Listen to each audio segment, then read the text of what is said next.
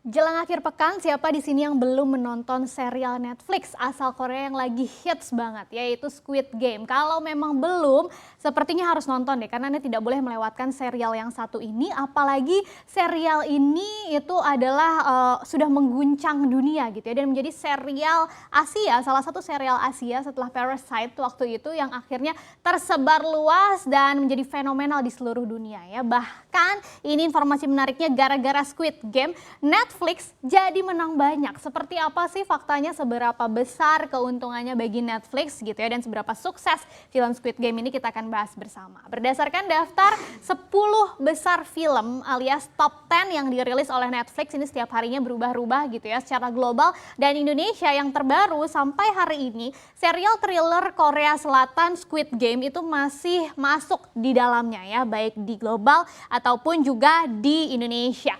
Dan secara internasional Squid Game bahkan terus bertahan jadi yang nomor satu, jadi rajanya setidaknya di 94 negara. Sedangkan di Indonesia ini masih berada di urutan kedua ya, masih jadi nomor 2. Dan bagi Anda yang belum nonton, Anda bisa jadikan serial ini opsi nih untuk menghabiskan akhir pekan. Cukup dengan menonton 9 episode saja, jadi ini cukup singkat sebagai serial Netflix yang ada di dalam satu film ini ya. Apalagi untuk Anda penggemar film dengan gayanya atau genrenya thriller nih, karena ini serialnya cukup mendebarkan. Kalau bisa sedikit spill tapi nggak spoiler ya, film ini bercerita tentang sekelompok peserta yang berlomba menjadi pemenang dari serangkaian games. Jadi gamesnya beda-beda, yang sebetulnya gamesnya lucu-lucu gitu ya, tapi memang konsekuensinya yang nggak lucu, karena konsekuensinya bisa mati atau kematian kalau seandainya kalah. Nah, salah satu games yang sudah viral di mana-mana di media sosial, kita udah sering lihat, ada games lampu merah dan lampu hijau. Simpel banget, jadi ada boneka robot raksasa yang akan menembak para pemainnya kalau mereka tertangkap bergerak sedikit saja saat lampu merah, instruksi lampu merah gitu ya. Nah, pemenang yang bisa sampai di garis finish dengan selamat, itu dia yang akan mendapat hadiah berupa uang tunai dalam jumlah yang besar gitu ya. Jadi dikumpulkan sebanyak-banyaknya uang tunai di setiap gamesnya.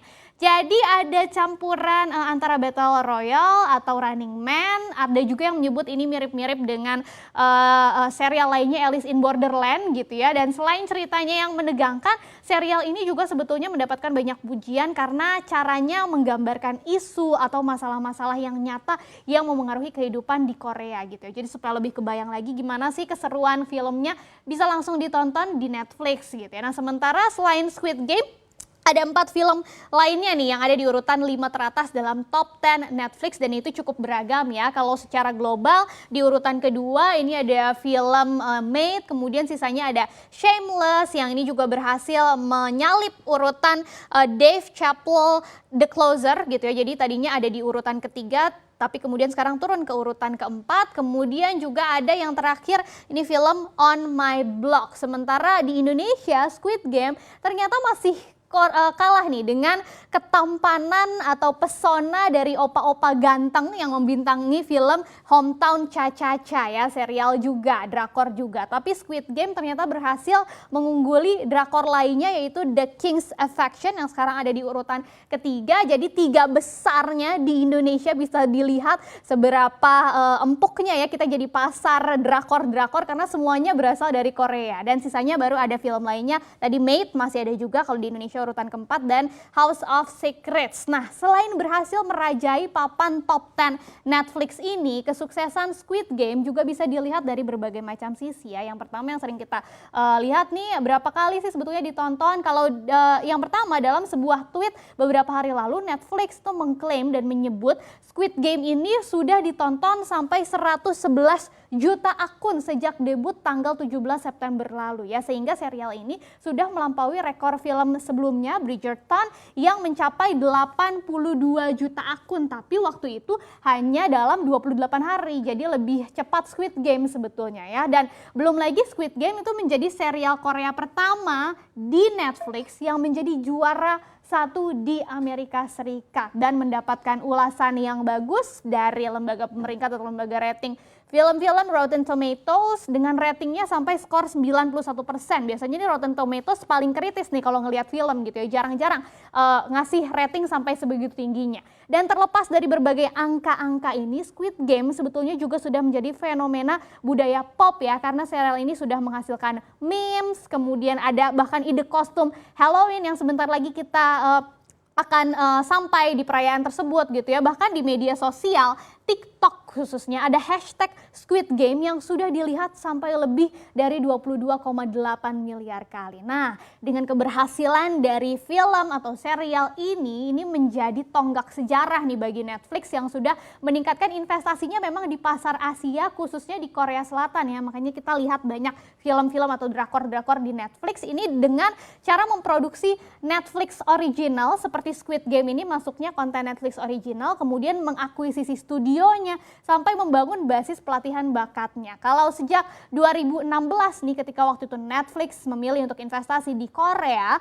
itu sudah menginvestasikan sekitar 770 miliar won ya. Jadi ini cukup besar pastinya ini di Korea Selatan dan sejauh ini Netflix sudah menciptakan sekitar 80 serial Netflix original atau filmnya juga ya, Netflix original. Di bulan Februari lalu Netflix mengungkapkan rencananya untuk menghabiskan lagi uang sebesar 500 juta dolar Amerika Serikat ini untuk memproduksi film atau serial original Netflix di Korea Selatan aja di tahun ini gitu ya. Nah, selain memproduksi konten-konten film Netflix original, kalau Anda yang berlangganan Netflix nih pasti tahu ya, biasanya Netflix juga menayangkan film atau serial yang bersamaan tayangnya dengan yang di televisi sehingga berarti tayangnya tuh barengan gitu ya. Dan film-film lain yang hak siarnya dibeli artinya tayangnya sesuai dengan perjanjian kerjasamanya. Tapi di antara beberapa jenis konten itu kemungkinan nih yang paling menguntungkan buat Netflix ya konten-konten Netflix original seperti ini ya, karena bisa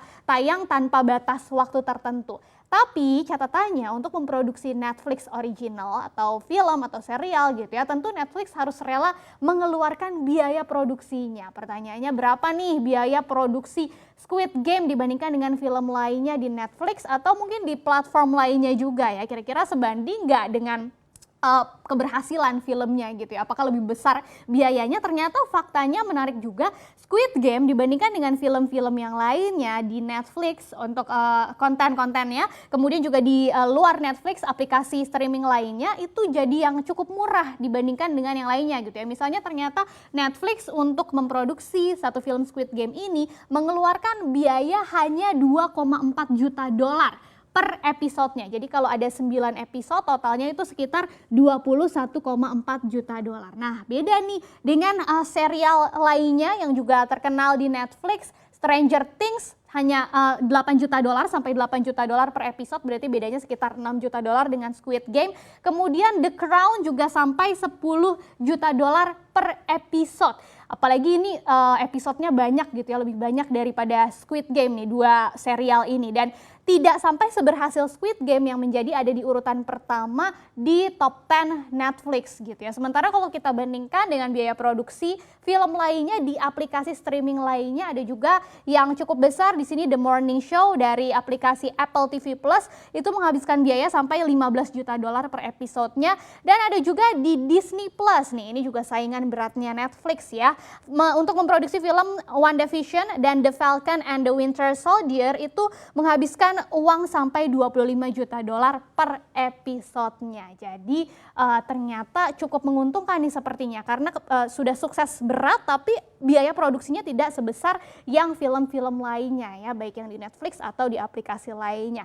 Otomatis ini pasti akan tercermin nanti di kinerja Netflix. Memang yang terbaru belum ada update kuartal ketiganya, baru sampai kuartal kedua 2021. Netflix ini berhasil membukukan pendapatan yang naik sampai 19,4% secara tahunan atau dibandingkan dengan periode yang sama tahun 2020 menjadi 7,3 miliar dolar Amerika Serikat sehingga berhasil membukukan laba bersih sampai 1,3 miliar dolar Amerika Serikat. Sementara untuk proyeksinya di kuartal ketiga 2021 pendapatannya diprediksi masih bisa naik tapi agak melambat kenaikannya gitu ya, hanya sebesar 16,2% menjadi 7,5 miliar dolar Amerika Serikat. Laba bersihnya juga proyeksinya sedikit di bawah kuartal kedua nih, hanya 1,2 miliar dolar Amerika Serikat. Mungkin kalau ternyata memang Squid Game ini di luar ekspektasi, bisa saja proyeksinya bisa salah gitu ya, sehingga hasilnya pendapatan dan laba bersihnya bisa lebih tinggi di atas ekspektasi.